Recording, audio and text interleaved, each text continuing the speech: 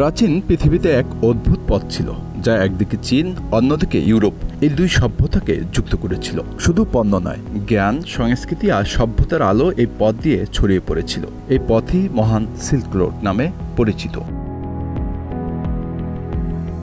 Silk রোডের শুরু হয়েছিল খ্রিস্টপূর্ব ২য় শতকে হান সাম্রাজ্যের সময়। চীনা সম্রাট হান উদির আদেশে দূত ঝাংকিয়ান মধ্য এশিয়ার পথে প্রথম ভ্রমণ করেন। তার অনুসন্ধানের মাধ্যমেই বাণিজ্য পথটি প্রতিষ্ঠা পায়।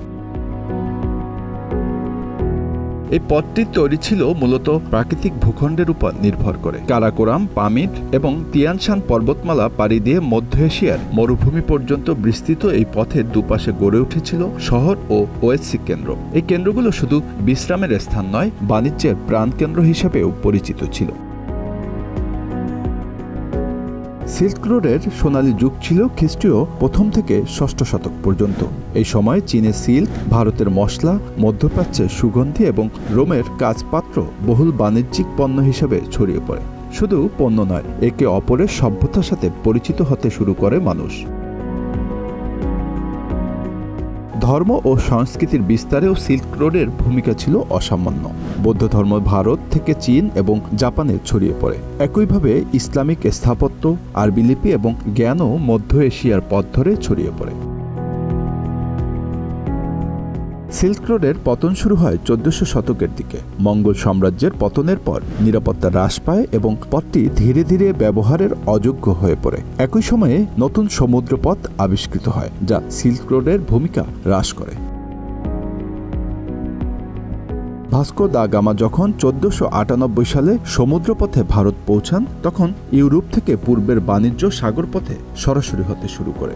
এতে সিল্ক রোড বাণিজ্যের মূল পথের অবস্থান হারায়।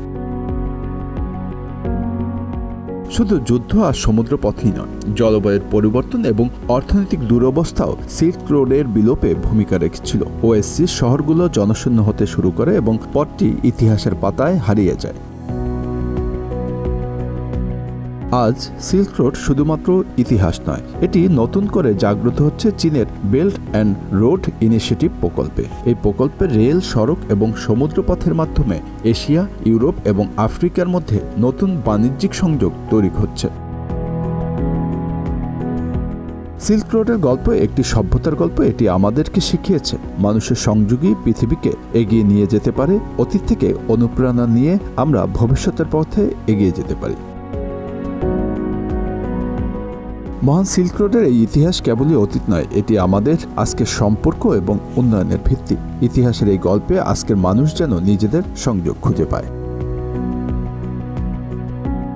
Bangla affairs news desk.